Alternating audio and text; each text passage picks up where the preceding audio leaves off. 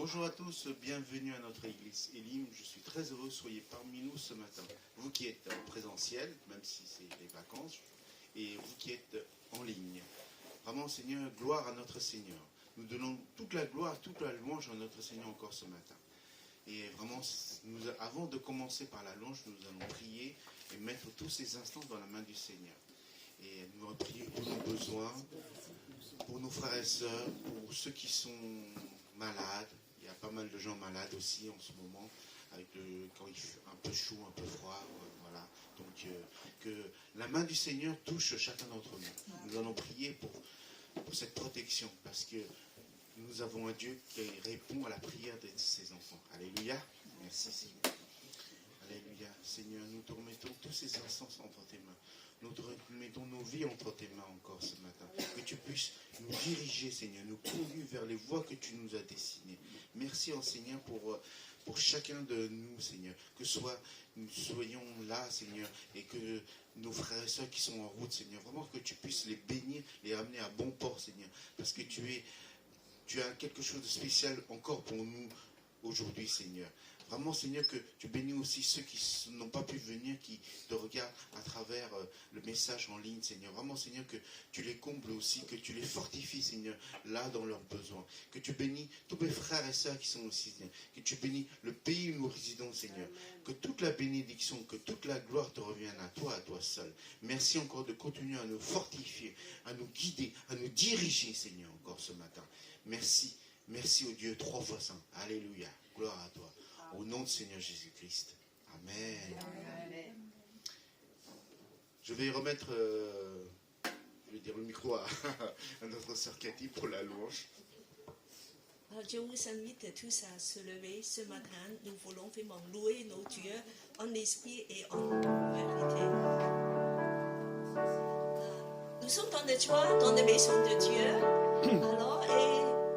Alors, nous voulons pas seulement aimer nos dieux et aimer les uns les autres. Nous sommes dans le même corps. Amen. Nous sommes dans un lien d'amour. Nous sommes dans un lien d'amour. Notre esprit est uni avec l'esprit de Dieu. Nous sommes dans un lien d'amour. Maintenant, chantons tous ensemble. Et que son amour se répand. Tenons-nous par la main et le monde verra que nous sommes dans un lien d'amour. Je vous invite alors dire bonjour à les uns aux autres, surtout à les des personnes que vous ne connaissez pas très bien. Voilà, alléluia. Bonjour. Nous sommes dans le même corps, oui, Seigneur Jésus. Merci que nous sommes dans la joie. Oui, de saluer tout le monde et c'est unité dans l'esprit. Nous sommes dans le même corps. Nous sommes tous membres les uns des autres. Oui, ce matin, nous sommes dans la joie. Bonjour, comment allez-vous? Nous sommes Dans un lien d'amour. Nous sommes dans un lien d'amour. Notre esprit est uni avec l'esprit de Dieu. Nous sommes dans un lien d'amour. Maintenant, chantons tous ensemble. Et que son amour se répand. Tenons-nous par la main et le monde verra que nous sommes dans un lien d'amour. Nous sommes dans un lien d'amour. Nous sommes dans un lien d'amour. Notre esprit est uni avec l'esprit de Dieu. Nous sommes dans un lien d'amour. Alléluia, Seigneur, nous sommes tous les mêmes membres dans le même corps. C'est l'Esprit qui nous fait unir ensemble. Seigneur, merci, merci. Toi, appartiens dans la même famille. Oui, Seigneur. Ce matin, nous te louons tous ensemble. Glorifions le Seigneur. Oui, Seigneur, de contempler ta beauté. Alléluia. Qui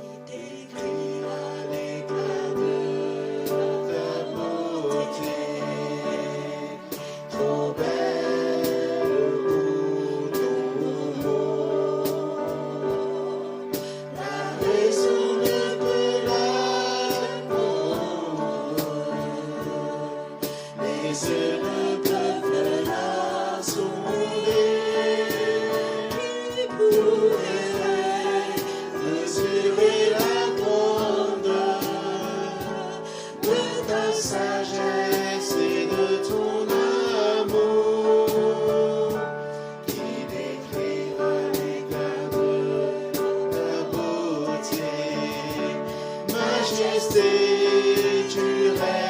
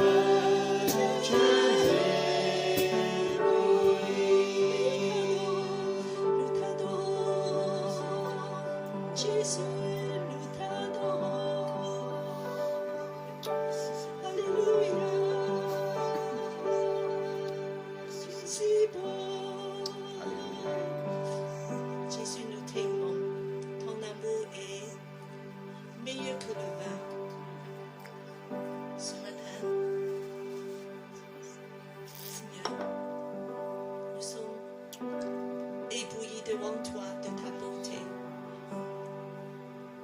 ton amour, ta puissance. Touche nos cœurs. Seigneur, nous venons devant toi. Guéris nos cœurs qui ont des blessures, oui, Seigneur. Enlève tous les obstacles dans nos cœurs pour que ton amour puisse nous remplir.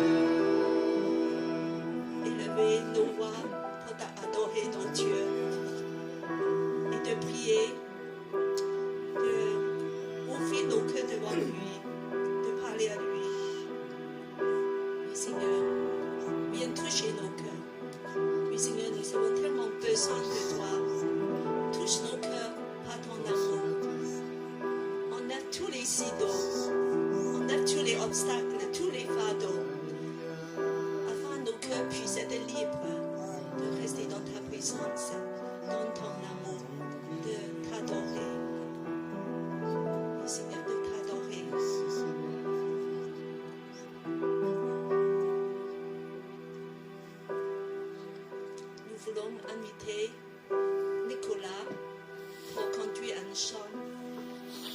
Restez dans la présence de Dieu.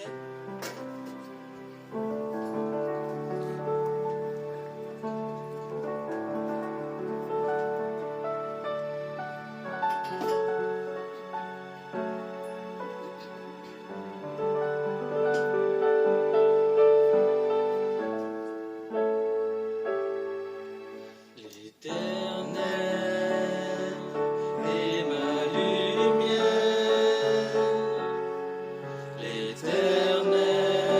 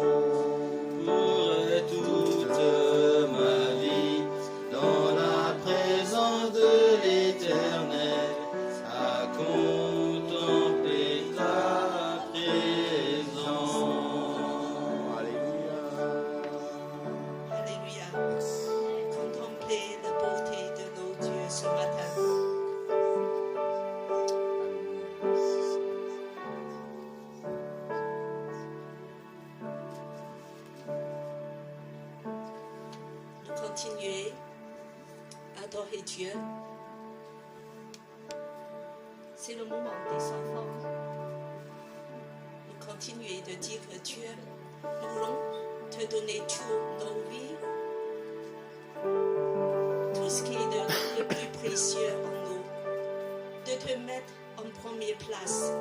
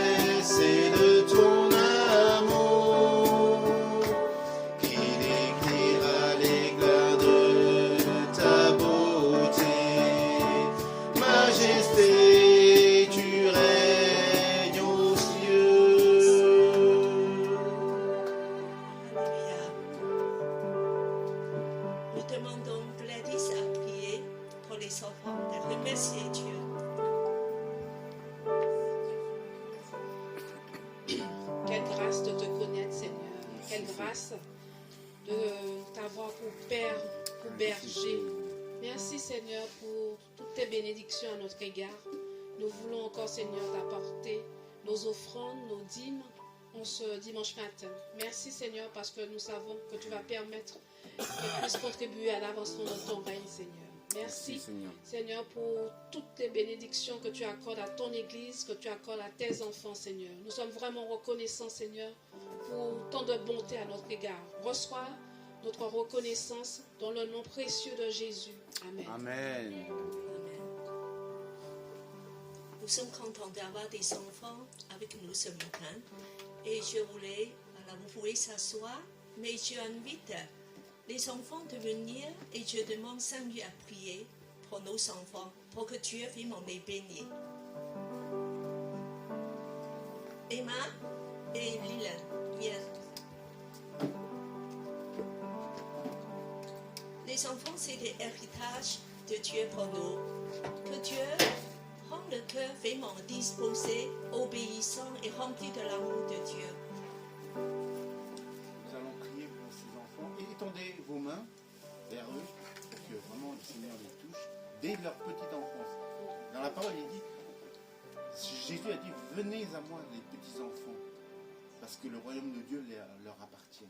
Donc c'est l'avenir, donc nous devons prendre soin d'eux et de les conduire dans de bons chemins dès leur petite enfance. Nous allons confier ces deux trésors à notre Seigneur. Alléluia. Merci Seigneur pour ta grâce. Merci pour tout ce que tu nous donnes, Seigneur.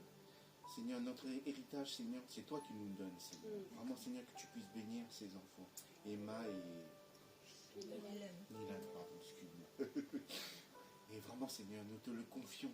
Nous te les confions, Seigneur, parce qu'ils sont précieux à tes yeux, parce qu'ils sont aussi tes enfants, Seigneur. Seigneur, vraiment que tu les conduis vers le chemin que tu leur as destiné, Seigneur. Vraiment, Seigneur, c'est vrai que ce monde, Seigneur, des fois, nous pense à tourner vers le mauvais côté. Mais toi, tu es le bon chemin. Tu as dit que tu es la vérité, tu es le chemin, la vérité et la vie, Seigneur. Tu es toutes ces choses, Seigneur. Vraiment, Seigneur, nous te confions ces enfants entre tes mains, Seigneur. Je sais que tu vas les garder, que tu vas les conduire, que tu vas les diriger selon ton plan. Merci encore pour de bénir aussi leur maman Nathalie, Seigneur, pour qu'ils puissent être un bon témoignage aussi pour, en tant que parents, Seigneur, terrestres, Seigneur. Nous devons aussi donner le bon témoignage de nous-mêmes, Seigneur. Alléluia. Merci Seigneur pour ces enfants et pour tous les enfants du monde, Seigneur. Merci encore pour ta grâce. Merci pour ton amour. Alléluia. Nous te prions, nous te remercions. Au nom de Seigneur Jésus-Christ. Amen. Et je voulais aussi demander tous les jeunes qui recherchent du travail, qui viennent, voilà, c'est un moment de choix, voilà, les enfants qui puissent retourner chez le maman. Alors je demande David, Philippe, Nicolas et Yann, Claudia et d'autres personnes qui ont en recherche du travail. C'est un moment du choix. Et aussi, on tourne la page de la vie, surtout pour les jeunes qui vont entrer dans la vie professionnelle. Voilà. Et je voulais demander, Pasteur Souquier, à prier pour eux et que Dieu bénisse et conduise le chemin. C'est très important, c'est une période très importante dans la vie.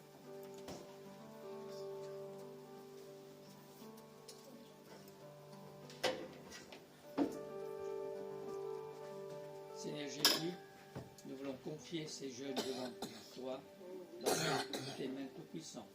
Oui, que tu continues de les former, de les conduire et de les accompagner tout au long de leur vie, afin qu'ils puissent aussi marcher sur le chemin que tu l'as tracé déjà pour eux.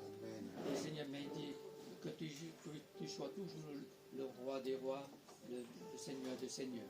Tu es le centre de leur vie. Et Seigneur Jésus, nous te demandons que tu les bénisses abondamment, même dans leur vie, chaque jour. Et nous prions particulièrement pour leur formation qu'ils ont besoin, leurs études qu'ils ont besoin, et le travail dans leur avenir qu'ils ont besoin aussi, afin qu'ils puissent tout au long de leur vie, et que ta volonté soit accomplie dans leur vie. Au nom de Seigneur Jésus-Christ, nous te prions. Amen. Nous pensons aussi au fils de Anne-Sophia, Gérald, et nous demandons, voilà. Et voilà, je vais prier pour Gérald, parce que, et aussi pour les malades. Ce matin, Hugo est malade depuis 4 semaines. Il a eu un petit accident. Il va mieux. Il va mieux. Voilà. Voilà. Il a fait beaucoup d'examens à l'hôpital. Voilà, donc c'est rien de grave. Mais Louise est malade aussi. Voilà, ce matin, c'est pour ça qu'elle n'est pas là. Et tu vois que Anne-Sophie est aussi notre Seigneur, que Dieu nous fortifie. Voilà, je vais prier pour eux. Oui, Seigneur, nous voulons vraiment remettre toutes les personnes malades. Et surtout le fils de Gérard qui est aussi malade et qui est en recherche d'un nouvel équilibre, oui, Seigneur. Et nous prions aussi pour Anne-Sophie et pour Luce, le santé, pour Joanne, oui, pour tous ceux qui sont malades, Hugo, Louise. Oui, Seigneur, que tu étends ta main de guérison. Amen. Alléluia. Oui, Seigneur, nous croyons que parce que tu es mort à la croix, de ton salut découle toute la guérison. Amen. Du corps et du cœur. Alléluia. Oui, Seigneur, viens nous guérir. Dans le nom de Jésus. Amen. Amen. Amen. Rebonjour à tous, bienvenue à notre église Céline. Je suis très heureux que vous soyez parmi nous. Donc nous sommes une église des nations, notre devise n'a toujours pas changé. Comme vous pouvez voir, attendez. C'est mieux. Ouais. Ok. Aimer Dieu, aimer la famille de Dieu et servir les autres. Et nous avons les rendez-vous dans la semaine, voilà, tous les mercredis, pour les sinophones à partir de 15h30 et les francophones à partir de 19h. C'est un moment de partage sur Zoom, c'est-à-dire en ligne. Donc vous pouvez vous connecter n'importe où, si vous avez du temps libre. Voilà. Je vous encourage, si vous êtes libre à ces heures-là, que vous parlez mandarin, donc à 15h30, vous parlez français à 19h. Ou vous pouvez faire les deux, si vous êtes bilingue, ou trilingue, ou encore plus. Voilà. Donc voilà.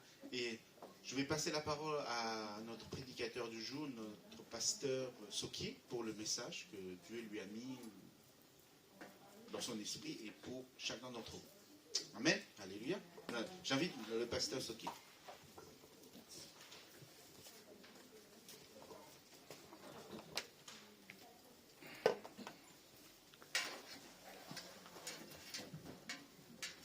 Voilà. Désolé, je n'ai pas l'habitude de prendre le micro, parce que le micro, c'est pour les chanteurs. Heureusement. Merci beaucoup, ça. Bonjour à tous. C'est un plaisir aussi, un privilège de pouvoir continuer de servir le Seigneur avec vous dans cette église Elim.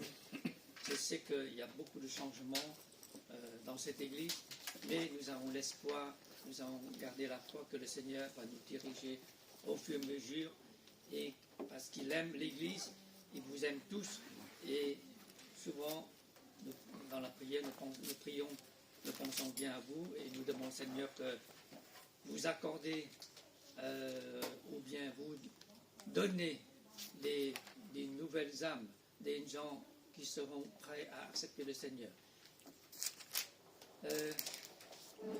Pendant quelques semaines, j'ai beaucoup réfléchi qu'est-ce que je peux vous apporter encore des messages. J'aimerais pas continuer dans les 4 évangiles parce que certains passages sont difficiles, comme j'ai déjà apporté 5 messages sur l'interprétation difficile dans l'évangile. Mais maintenant, j'ai plutôt changé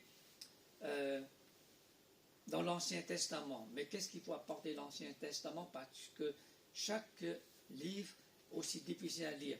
Alors, j'ai choisi le plus facile à lire, c'est pour commencer, la vie d'Abraham. La vie d'Abraham, nous connaissons bien sûr la vie d'Abraham. Même dans l'école du dimanche, dans la réunion des jeunesses, dans l'étude biblique, nous avons beaucoup étudié tous ces personnages importants dans l'Ancien Testament. Alors j'aimerais commencer le premier personnage de l'Ancien Testament, c'est Abraham. Souvent nous pouvons donner un titre de chaque personnage. Par exemple, Abraham, on l'appelle que le père de la foi. Ou Joseph, c'est l'obéissance de Dieu.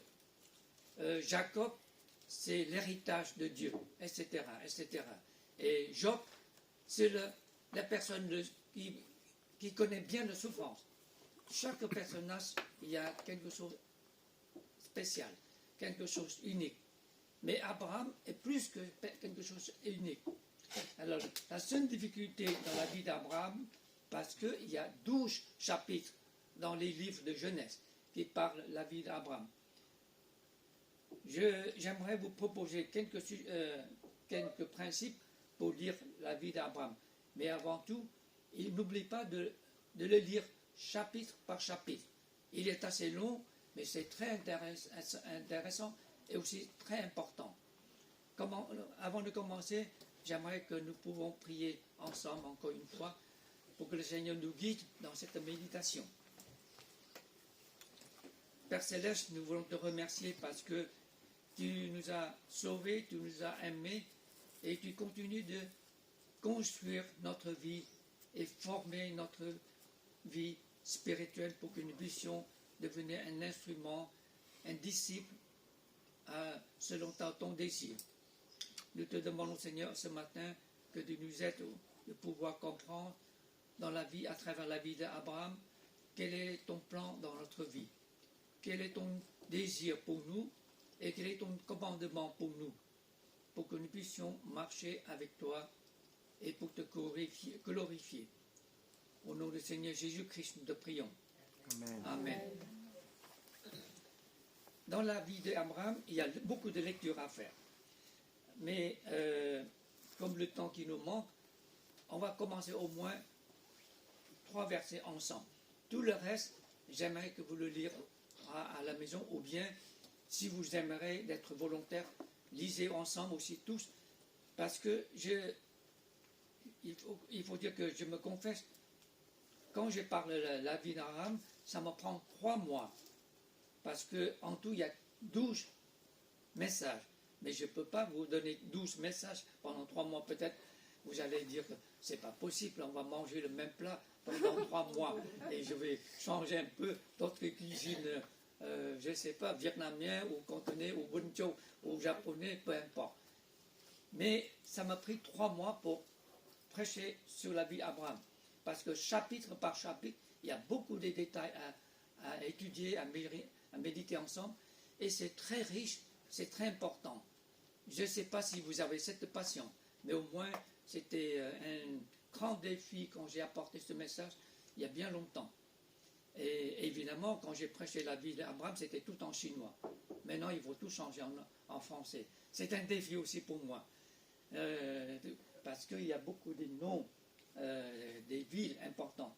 Mais j'aimerais te proposer, commencer, regarder sur le plan, l'itinéraire que Abraham a fait. Comme ça, vous avez un aperçu avant d'aller dans les textes. Est-ce qu'on peut, sur une carte? Oui, c'est bon. Voilà. Avant de commencer, j'aimerais vous expliquer Abraham, il est d'origine de quelle nationalité, d'après vous? Parce qu'il a quitté sa vie natale. C'est Ur. Ur. Et sur la carte actuellement, c'est quel pays? Ur, c'est où? C'est en Irak. Ah, c'est en Irak. Donc Abraham, c'est un Irakien. Est-ce que nous aimons les Irakiens? Non? Si. Parce qu'on a détesté les Irakiens à l'époque, quand François Mitterrand était en président. Parce qu'on a fait la guerre avec l'Irak. Il y a que des gens qui détestent les Irakiens. Mais c'est faux.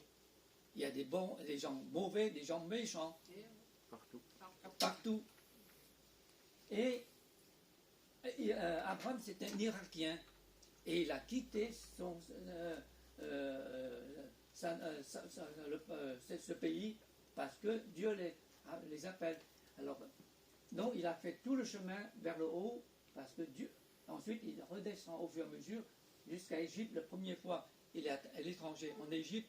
Ensuite, il est retourné. Et la plupart de ces. Parce que j'ai un stylo. La plupart de ces séjours, il reste toujours tout autour ici. Voilà. Donc, la plupart de ces séjours, il reste au milieu. Ça veut dire, aujourd'hui, c'est Israël. C'est là la terre promise. Donc, quand nous étudions la vie d'Abraham, au moins, dans notre esprit, nous avons l'idée que sur la carte, Abraham a quitté Irak, il a continué le chemin jusqu'à vers le nord, c'est la Mésopotamie, ça veut dire que c'est Babylone, c'est Syrie. Ensuite, il continue jusqu'à aujourd'hui vers le nord, et ensuite redescend. Et la première fois, il était réfugié pendant la période de la famine. Et retourné, il reste toujours autour d'Israël. Et voilà la vie d'Abraham. Prenons la lecture d'abord. Je vais lire les 3 premiers versets. Et est-ce qu'il y a un volontaire qui termine? Au moins, nous allons lire. Si, nous avons le temps. Il faut le lire. C'est important. Comme ça, vous aurez plus de. Vous comprenez mieux le contenu et le texte biblique. Voilà, je vais commencer les 3 premiers versets. Ensuite, s'il y a un volontaire qui nous lire tout le reste, ou bien répartir. Je vais suggérer comme ça. Je vais lire les 3 premiers versets. Ensuite, on va diviser en 2 parties. La première partie, c'est la deuxième personne. Je vous dirai au fur et à mesure. Regardez les 3 premiers versets. L'Éternel dit à Abraham, quitte ton pays, ta patrie et ta famille, et va dans le pays que je te montrerai. Je ferai de toi une grande nation et je te bénirai. Je rendrai ton nom grand et tu seras une source de bénédiction.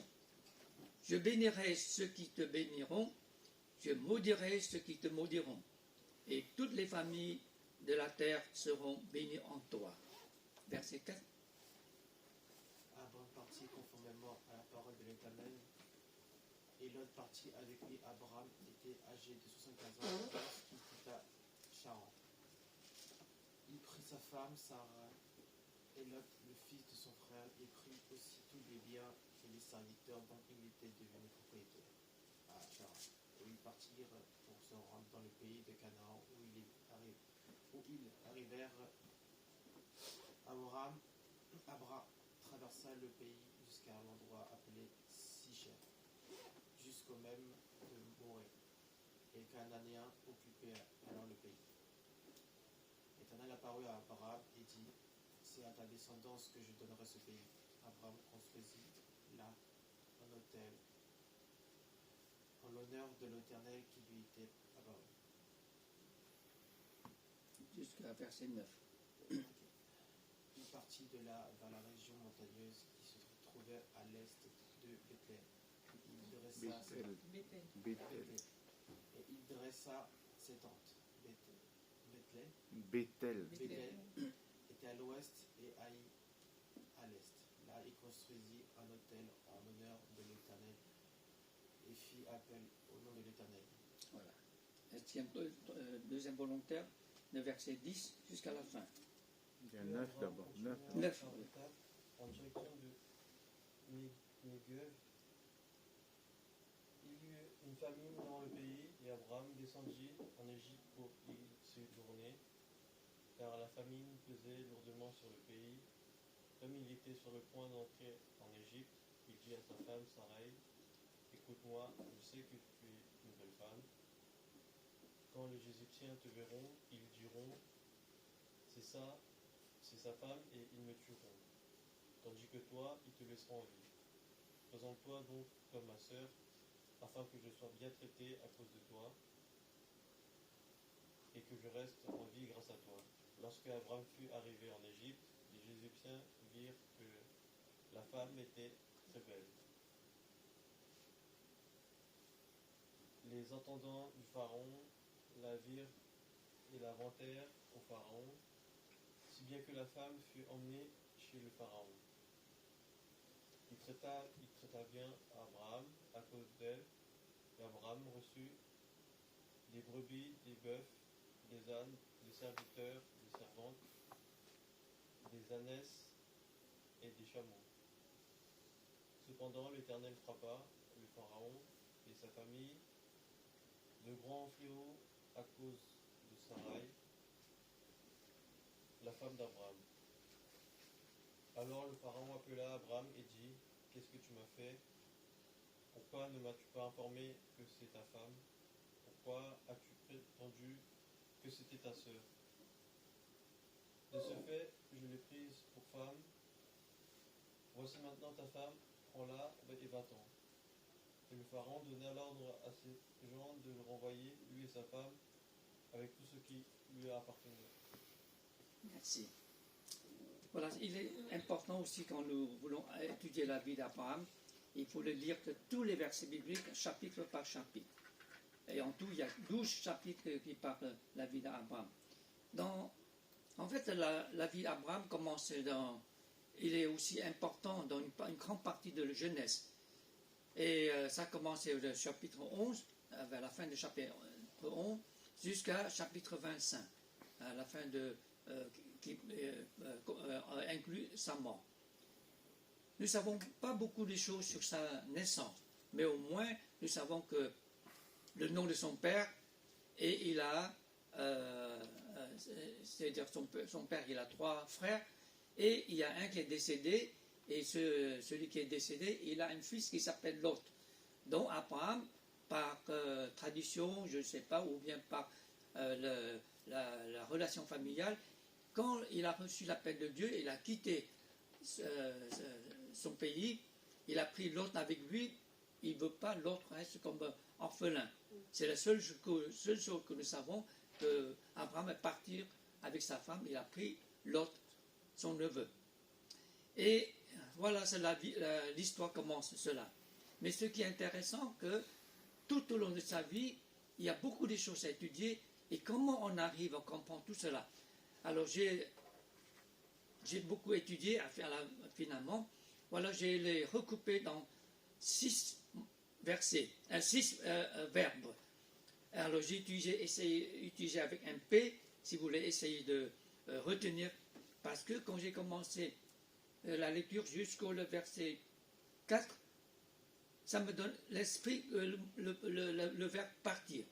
Alors, premièrement, on va le répartir ce chapitre en 3 parties. Le premier parti, c'est verset 1 à 3.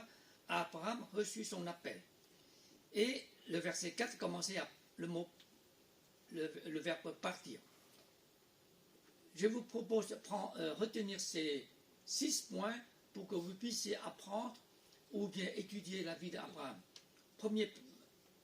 Premièrement, partir selon l'appel de Dieu, ou bien à cause de l'appel, ou bien avec l'appel de Dieu. Le premier verbe que j'ai utilisé, c'est partir selon l'appel de Dieu. Dans le verset 1, l'Éternel dit ceci: quitte de ton pays, de ta patrie et de ta maison de ton père. Quitter. Bon, et après, Abraham a partir. Deuxième principe que je vais étudier dans la vie d'Abraham, c'est prendre la direction de Dieu. Parce que l'Éternel a dit, dans le pays que je te montrerai, c'est de prendre la direction de Dieu. Troisième principe, placer la promesse de Dieu en avant ou devant. Dans le verset 2, l'Éternel dit ceci: je ferai de toi une grande nation, je te bénirai, je rendrai ton nom grand. C'est-à-dire, il plaçait la promesse de Dieu devant lui. Placer la promesse de Dieu. Ou bien prendre la promesse de Dieu, comme vous désirez. Vous avez le droit de changer tous ces mots que je vous propose. Peut-être vous trouvez quelque chose de mieux que moi. À ce moment, vous me donnerez, vous m'accorderez ce que vous pouvez trouver. Mais jusqu'à présent, ce que je veux garder, le mot paix, c'est utiliser, placer la promesse de Dieu en avant. Quatrièmement, poursuivre son voyage avec Dieu. Parce que dans le texte biblique, ils utilisent plusieurs fois poursuivre. Poursuivre son chemin. Poursuivre son voyage. Poursuivre les pas de l'Éternel. Cinquièmement, ici il dit que tu seras une source de bénédiction. Une source, le Seigneur le dit ceci, pour qu'il puisse continuer son chemin, il sera une source de bénédiction pour les autres. Cinquièmement, préserver ses difficultés avec l'aide de Dieu. Verset 3. Ceci dit ça: je te bénirai, je rendrai ton nom grand, tu seras une source de bénédiction. Je bénirai ceux qui te béniront, je maudirai ceux qui te maudiront. Pourquoi dans la vie d'Abraham, tout au long, il a rencontré ou bien il a confronté beaucoup de difficultés, mais il a persévéré. Ces difficultés avec l'aide de Dieu. Ce n'est pas lui qui arrive de persévérer toutes ces difficultés sans l'aide de Dieu. À la fin, le Seigneur lui dit: et toutes les familles de ta terre seront bénies en toi. Alors j'ai utilisé porter le commandement de Dieu. Parce que le Seigneur lui dit que ta famille sera une source de bénédiction pour les autres.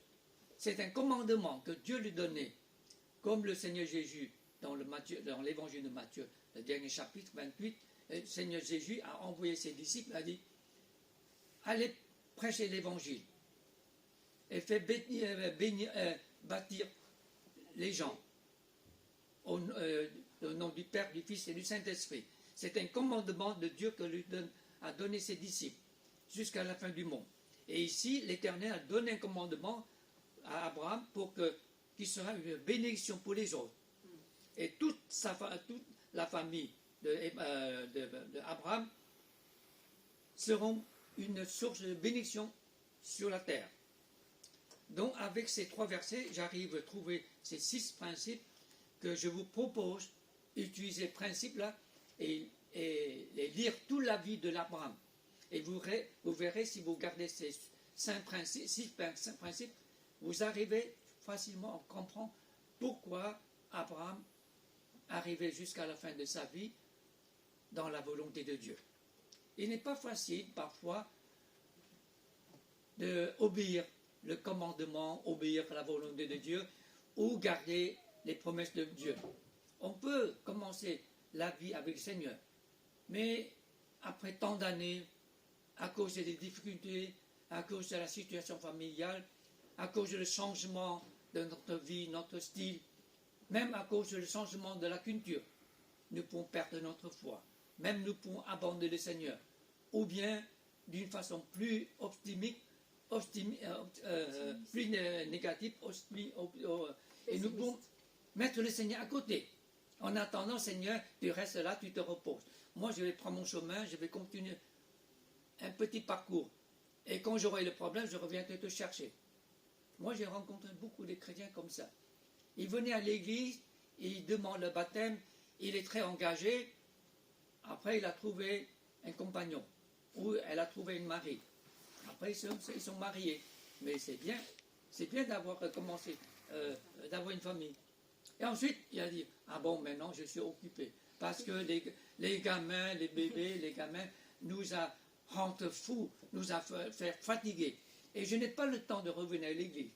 Ensuite, à cause d'autres problèmes, à cause de travail, etc., ces gens-là, ils sont éloignés au fur et à mesure du Seigneur.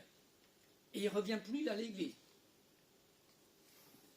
J'ai retrouvé récemment un jeune homme, il est devenu le père de 3 enfants, il a travaillé dans un café-bar, il était étonné de me rencontrer. J'ai dit, tu te souviens encore de moi? Il a dit, ah bien sûr, Pasteur Chen, tu n'as pas changé. J'ai dit, moi je n'ai pas changé, mais toi tu as changé. Il a pris presque 20 kilos. Avant il était tout mince, peut-être plus mince que Yann. Maintenant il est tellement fort. Oh, je crois qu'il est plus fort que David. Il a 80 kilos maintenant. Oh là. Il est comme un grand patron, mais il est employé dans le café-bar. Il a travaillé. Après la deuxième question, bien sûr, j'ai salué, j'ai demandé, il est marié, a des enfants, ça va. Ensuite, vous savez, en tant que pasteur, je pose toujours ces mêmes questions. Est-ce que tu vas encore à l'église? Ah, bon là. Ah bon, ça fait des années, j'ai oublié, où est l'église? Ça ne va pas, non? Où est l'église? J'ai dit, il y a plus de 20 églises chinoises à Paris maintenant. Avant, il n'y a que 2 églises. Maintenant, tu as le choix. Il y a 20 églises. Même il y a une église très loin, pas loin de chez toi. Et il habite à Noisy-le-Grand. Il y a même les 3 églises à Noisy-le-Grand, de l'autre côté de Paris de l'Est. Ah, je ne savais pas, il y a d'églises ici. Quand j'ai entendu ça, qu'est-ce que vous pouvez sentir de moi? Vous savez qu'est-ce que j'ai pensé? J'ai dit, Seigneur, pitié de ce jeune homme. Pitié de ce garçon. Pitié de ce jeune homme. Pitié de ce père. Il a une famille, il a 3 enfants. Il a laissé le Seigneur, il a laissé tomber le Seigneur. Quand il était jeune, à l'église, ou dans notre église, il est tellement dévoué, il est tellement encouragé, il a passé beaucoup de temps dans l'étude biblique. Même il veut toujours faire l'étude biblique. Il a mémorisé beaucoup de versets bibliques. Mais comment ça se fait aujourd'hui? Il est éloigné du Seigneur. Je ne comprends plus rien. Est-ce que mon travail n'est pas efficace? Est-ce que c'est un échec de mon ministère? J'en sais rien. J'ai dit, Seigneur, aie pitié de ce garçon. Aie pitié de ce père. Et autrement, au fur et à mesure, j'ai dit, est-ce que ta femme est chrétienne? Ah non, elle n'est pas chrétienne. C'est pas possible. Plus que je les veux commencer la conversation, plus il me répondait n'importe quoi. Complètement dans un autre sens qui n'a aucun sens. Franchement, je suis très déçu de voir quelqu'un qui marchait quand il était jeune avec le Seigneur et aujourd'hui il est éloigné du Seigneur. Mais une seule explication que je peux comprendre, le Seigneur l'aime toujours. Le Seigneur ne va pas lui abandonner. Amen. Il a abandonné le Seigneur, il a oublié le Seigneur. Le Seigneur n'a jamais abandonné. Le Seigneur, il a un plan dans sa vie. Mais je ne sais pas comment ce plan. J'en sais rien. C'est tellement mystérieux le plan du Seigneur. Mais une chose que je suis sûr, j'ai vu beaucoup de gens, ça va mal à ce moment-là, c'est le Seigneur lui donner une leçon. N'oublie pas que dans la vie de notre vie chrétienne, si nous voulons mettre le Seigneur à côté, si nous voulons demander au Seigneur, tu restes là, tu te reposes dans la maison de vacances, et quand je finis mon parcours, je reviendrai le chercher. J'ai mon aventure. Tu peux avoir ton aventure, tu peux aller continuer à travailler, tu peux gagner ta vie. Mais n'oublie pas, si tu oublies le Seigneur, il ne va pas te bénir. Mais il veut te donner des corrections. Et ça va très mal. Et j'ai vu des chrétiens, à la fin, ils ont tombé malades. C'est à ce moment-là, ils retournent et repentir devant le Seigneur. Merci le Seigneur. L'amour de Dieu n'a jamais changé. Amen. Mais l'amour du Seigneur, il a toujours très logique et chronologique aussi. Il a des choses de A, B, C, D, très en ordre. Et nous vivons dans une situation, notre vie, très désordre. Mais le Seigneur est toujours en ordre. Pourquoi? Justement, dans ces 6 principes, j'ai trouvé, le Seigneur d'abord nous donnait un appel. Il nous appelle de faire quelque chose, de partir. Il a sa raison. Nous ne connaissons pas tous les détails. Mais ensuite, il veut que nous prenions sa direction, mais pas notre propre direction. Et continuons, nous donner des promesses.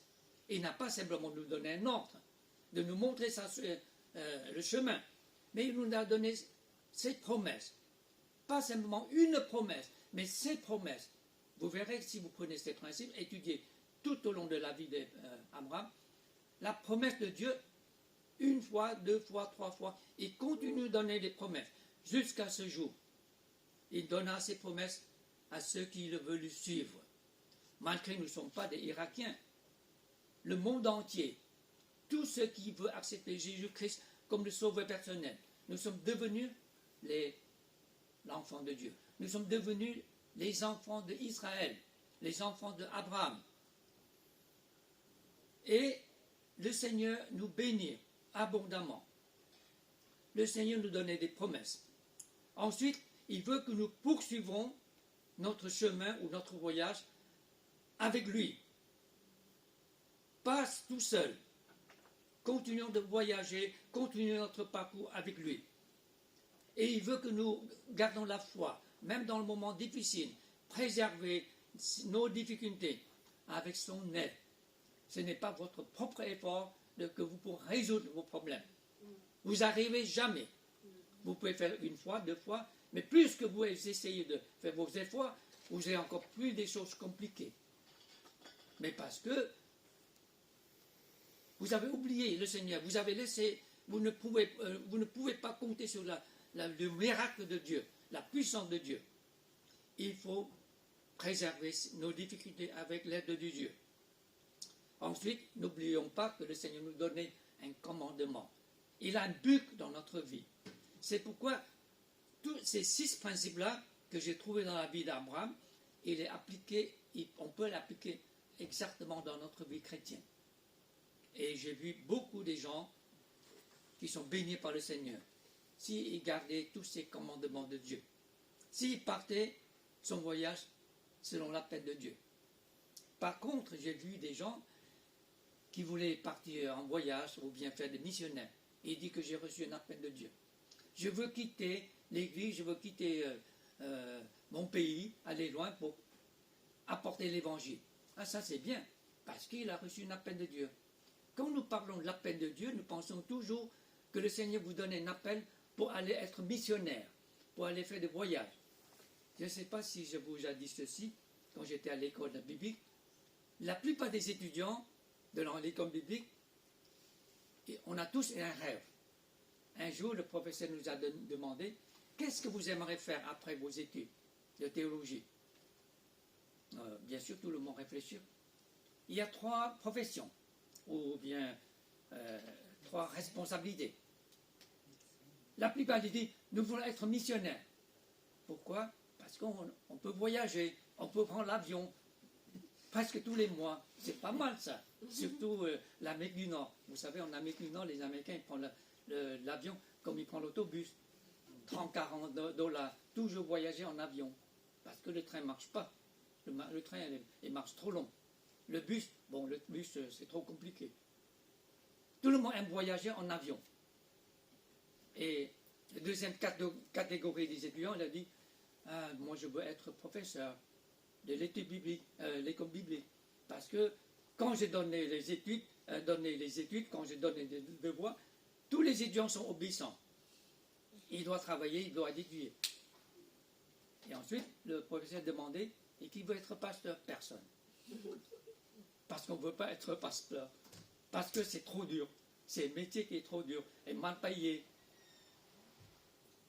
Parce qu'on a tellement de patrons dans l'église. Les gens venaient avec les idées différentes et ceux, quand ils ne se plaisent pas, ils toujours plaindre le pasteur. Ils n'ont jamais allé plaindre le président du conseil. Alors moi j'ai dit, c'est vrai, hein, moi je ne veux pas être pasteur. Finalement, je suis devenu pasteur pendant toute ma vie. Je vous dis franchement, être missionnaire parce que j'ai reçu un appel. Mais quand je demande à ces jeunes, pourquoi vous avez voulu être missionnaire? Mais parce que dans la vie, il n'a pas de métier. Il ne connaît rien. Il veut voyager. Je dis, ça c'est un rêve. Il a dit, j'ai reçu un appel de Dieu. Mais est-ce que vous savez comment faire l'évangile? Est-ce que vous savez comment présenter l'évangile? Est-ce que vous avez amené les gens au Seigneur? Être missionnaire, c'est-à-dire vous devez être très fort comme un évangéliste ou un enseignant. D'abord, dans l'église, vous devez savoir comment diriger l'étude biblique. Dans la vie, avec vos voisins, avec vos amis, avec les collègues, est-ce que vous êtes capable d'amener les gens au Seigneur d'abord? D'abord, être missionnaire chez vous, ici, pas aller ailleurs. Vous voulez quitter ici parce que vous êtes paresseux.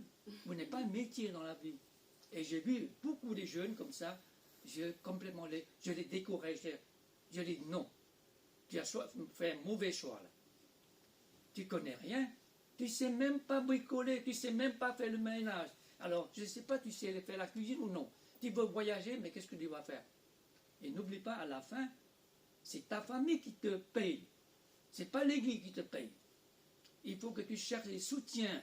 C'est-à-dire que tu dois aller dans beaucoup d'églises, présenter ton rêve, présenter ton projet. Et beaucoup des églises te donnent 10%, 10%, 10%. Ça veut dire que tu dois trouver 10 églises pour compléter ton salaire. Je dis, ça, c'est pas marrant, ça. Ça, c'est dur, ça.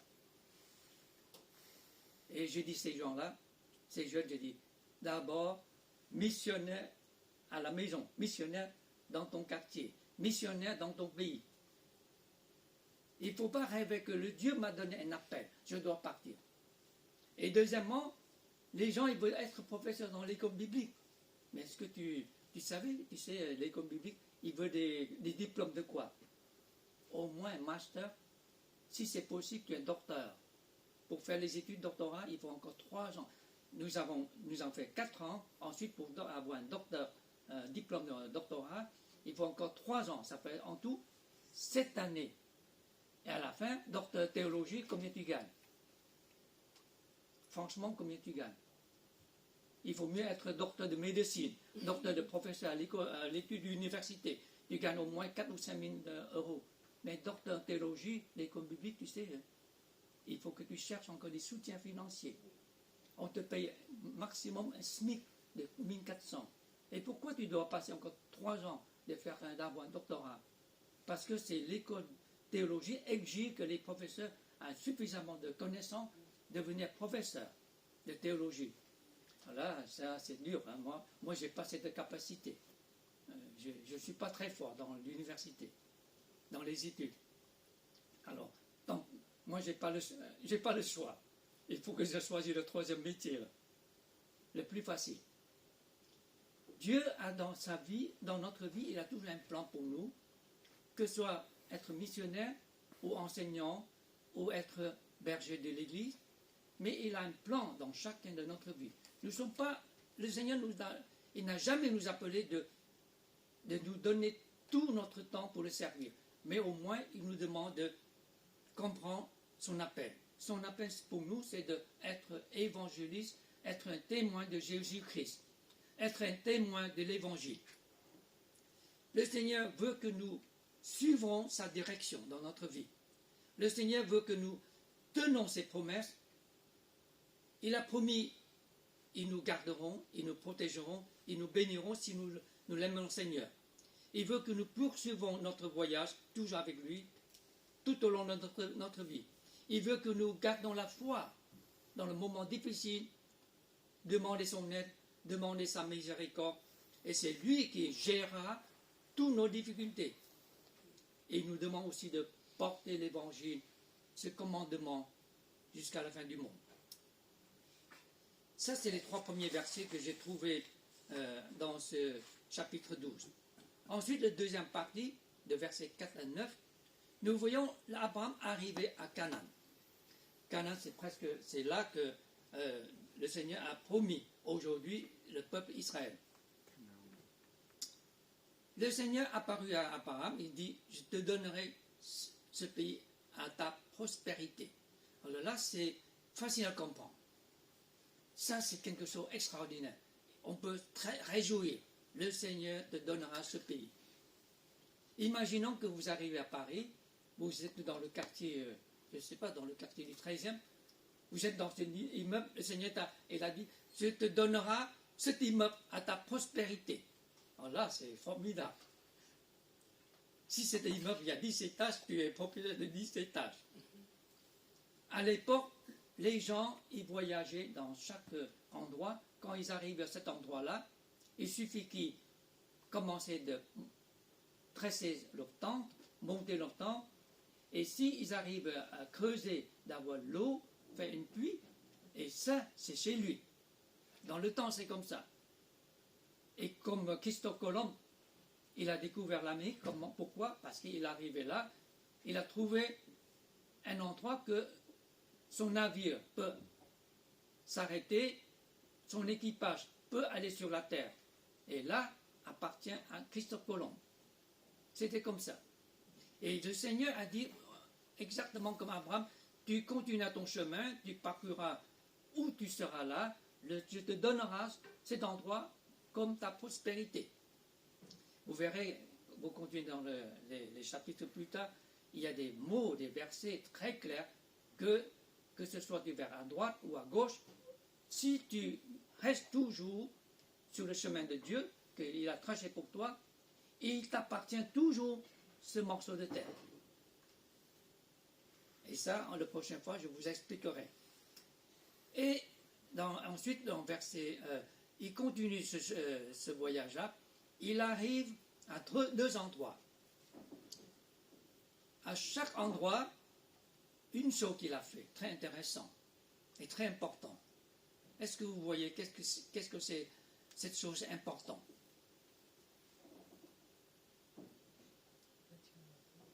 Il a bâti un autel. Et ensuite, qu'est-ce qu'il a fait? Invoquer Dieu, le nom de l'Éternel. Et ici, le nom de l'Éternel, c'est la première fois dans l'Ancien Testament est sorti le mot de Yahweh. C'est le nom de l'Éternel. Parce qu'aujourd'hui, le nom de Dieu, il y a 3 façons dans l'hébreu. Mais ici, mais en général, tous les Hébreux, ils comprennent le mot Yahweh, ça veut dire le Créateur. Et nous, aujourd'hui, on comprend que c'est l'Éternel ou Dieu Créateur. Et c'est la première fois, il sait comment adresser à Dieu. Il se peut qu'il y a des commentateurs ou des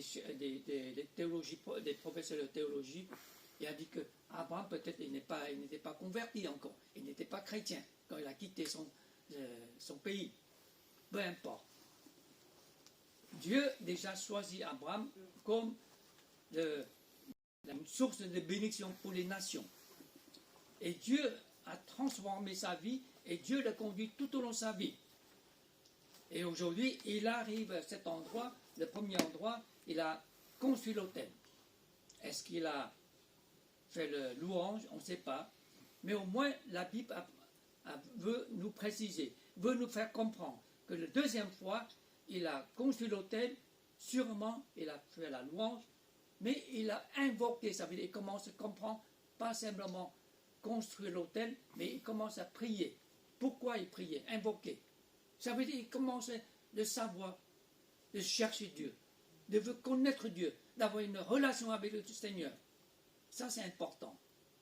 Nous aussi, au début de notre vie chrétienne, nous voulons construire l'autel, c'est-à-dire au moins tous les jours, je commence à ma lecture biblique, je fais ma devotion, mon culte personnel, ou méditation le matin, ou la journalier. On peut faire la méditation le matin ou le soir, peu importe. Mais la plupart des gens dans Paris, c'est pas possible le matin. Parce que le réveil a sonné, j'ai que 15 minutes pour me préparer. Ensuite, il faut sauter dans le métro. Alors le matin, Seigneur, excusez-moi, je n'ai pas le temps. Je suis très occupé le matin. Mais au moins le soir, quand je suis fini ma journée, je peux prendre le temps avec le Seigneur, de lire la Bible, de prier. Au moins j'ai appris ça. Mais ensuite, je commence à construire l'autel. C'est quoi? Je vais commencer à aller à l'église régulièrement.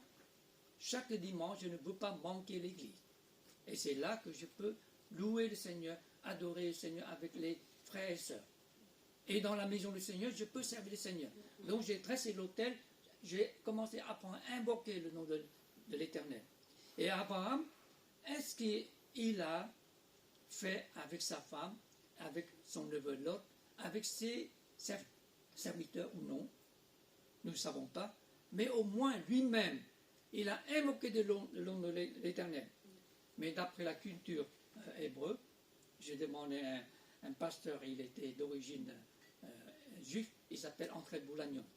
Il est pasteur l'église évangélique à Bastille. Parfois beaucoup des questions bibliques, je ne comprends pas. La culture des juifs, je l'ai demandé. Et il m'a répondu, il dit, parce qu'il était juif, il dit c'est normal, les juifs comme les Chinois, quand le papa dit quelque chose, tout le monde obéit, c'est tout. Tu n'as pas le droit de dire, tu n'as pas le droit de discuter. C'est tout. Et si Abraham a dressé l'autel et il a invoqué le nom de Dieu, automatiquement, tous les restes le suivent. Ça veut dire qu'il suffit que lui, il commence à louer le Seigneur, il commence à prier. Son église, déjà, c'est la famille. Et notre famille, c'est l'église de Dieu aussi. Nous-mêmes, en tant que chef de la famille, vous devez avoir un premier exemple. Un bon exemple. Vous devez, comme le chef de la foi, le chef de la famille, vous devez avoir la foi en Dieu. Donnez un bon exemple. Alors il a dressé l'autel, il a invoqué le nom de l'Éternel. Ensuite, le verset 10 à 20, la troisième partie. Alors là, c'est très intéressant. La première fois, Abraham a fait un long voyage. Et vous savez, c'est un chemin très long. Je ne sais pas combien de jours ou de semaines, de mois. Parce que si on comptait au milieu d'Israël aujourd'hui, jusqu'à Égypte, même à la frontière. Mais il est arrivé, même il a rencontré Pharaon. Mais à l'époque, Pharaon n'est pas au Caire. Il est avant au Caire. Aujourd'hui, le Caire, c'est le capitaine d'Égypte. Il y a quand même 200 km à faire. Et vous pouvez imaginer 200 km à pied, combien de temps? Il y a des mois, des semaines. Mais ils savaient au moins qu'aujourd'hui, où ils habitent aujourd'hui en Israël, on est en famine. Il n'y a pas assez de nourriture. Il n'y a pas de l'eau. C'est très important. Quand il n'y a pas de l'eau, il n'y a plus d'espoir à vivre. Donc il faut continuer le chemin. Il faut toute une organisation, préparer de l'eau et préparer les nourritures suffisamment pour arriver jusqu'à Égypte. Bon, il a fait le chemin, c'est formidable parce qu'il a l'habitude. Mais dès avant d'arriver là-bas, il a touché ça, il savait qu'il y a un problème. Parce que les femmes hébreues sont très belles. Et les Égyptiens, c'est vrai, les femmes égyptiennes sont pas aussi belles que les Hébreux, les Juifs. Alors Abraham, il savait que tous ces problèmes-là, et la première chose qu'il a fait, cette fois-ci, il n'a pas suivi la voie de Dieu. Il n'a pas persévéré, ou bien résoudre ses problèmes avec l'aide de Dieu. Il a utilisé sa manière de mentir le Pharaon. Voilà, dans le récit, à cause de cela, Dieu a puni Pharaon et Abraham et sa famille, tout son tribu, sont chassés d'Égypte. Nous arrivons ceci, qu'est-ce que nous pouvons apprendre dans la vie d'Abraham quand il a reçu la peine de Dieu? Il a commencé au début, tout va bien, mais il peut faire une première erreur aussi, de mentir. Le moment difficile. En tant que chrétiens, nous pouvons commencer une belle vie avec le Seigneur, mais quand nous avons des difficultés, est-ce que nous pouvons compter d'abord sur l'aide de Dieu, ou plutôt d'utiliser notre façon de résoudre? Le plus simple, c'est la mensonge. Mentir, c'est très facile, surtout dans les commerces, dans la vie. Et parfois, ça devient une habitude de mentir. Avant de devenir chrétien, j'ai tout le temps aussi menti ma maman. Et au moins, j'ai pris l'argent sans demander. Quand j'ai pris l'argent sans demander, ça veut dire quoi? Ça veut dire voler. Mais pour moi, c'est pas voler. Je dis, je peux emprunter en attendant, parce que tôt ou tard, tout m'appartient. Parce que mon père est décédé quand j'étais très jeune. Et ma maman est veuve. Alors elle a des affaires, elle est tellement occupée, elle n'a pas le temps. Même elle n'a pas le temps de compter ses billets. C'est moi qui comptais les billets tous les soirs pour elle. Alors en comptant les billets, il y a au moins 4 ou 5 ou 10 billets qui est dans ma poche. Mais j'ai dit, c'est pas volé. De toute façon, ça reviendra un jour à moi. J'ai emprunté. Pour le moment, tu n'as trop. Moi, j'ai pris quelques-uns. Il n'y a rien de mal. Mais quand on ne demande pas, ça veut dire voler. Et simplement pas voler, mais dans mon esprit, c'est d'emprunter. C'est mon droit. Nous, en tant que chrétiens, nous voulons abandonner tous nos anciennes habitudes, toutes les mauvaises choses, toutes les mauvaises actions, tous les mauvais esprits. Mais de temps en temps, ça reviendra. Parce que le diable ne veut pas nous laisser tranquilles. Il veut utiliser toutes les façons de nous tenter. N'oublions pas la prière du Seigneur dans la prière sacerdotale. Seigneur, et que tu nous protèges de ne pas confronter le mal. Que le mal éloigne de nous. C'est tous les jours que nous devons faire cette prière. Que le Dieu Seigneur nous bénisse, nous aide et continue d'étudier, si vous avez le temps, continuez de lire le chapitre 13, 14 jusqu'à la fin. Certains chapitres, c'est difficile à lire, c'est difficile à comprendre. C'est là que nous devons passer le temps d'étudier. Pourquoi c'est difficile? Pourquoi nous n'arrivons pas à comprendre? Et c'est là que nous pouvons apprendre des choses. Que le Seigneur nous aide et nous garde. Prions ensemble. Seigneur Jésus, nous voulons te remercier parce que tu nous as donné ta parole. Aujourd'hui, nous avons cette facilité, cette liberté de pouvoir ouvrir la Bible, d'ouvrir ta parole, de les méditer, de l'étudier, de le lire tous les jours. Aide-nous, Seigneur, par ton esprit, que tu nous enseignes, afin que nous puissions aussi de comprendre la vérité de ta parole et comprendre ta volonté dans notre vie. Merci, Seigneur, parce que tu as déjà tracé le chemin devant nous. Et ce chemin, nous ne voulons pas parcourir seul.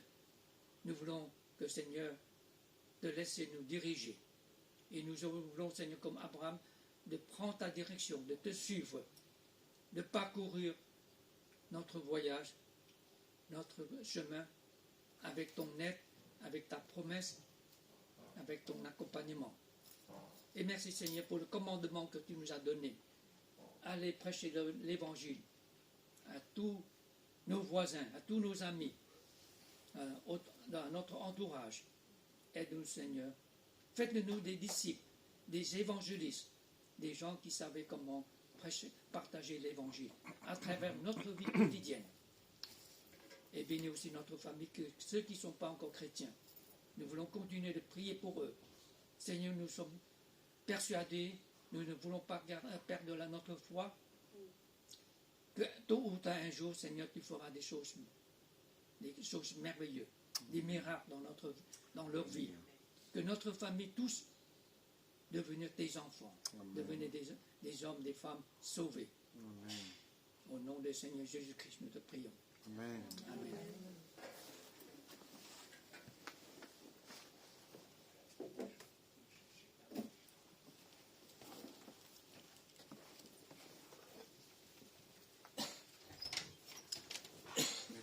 pasteur Soki pour le message. Voilà, on a lu la vie d'Abraham. Donc voilà, le Seigneur avait un plan pour lui, mais il a un plan aussi pour chacun d'entre nous. Donc nous sommes tous ses enfants et ses promesses n'ont jamais changé. Donc voilà, soyez encouragés, soyez fortifiés. Voilà, vous pouvez réétudier, comme dit Pasteur Soki, des passages de la Bible qui retracent la vie d'Abraham, de tout son long parcours.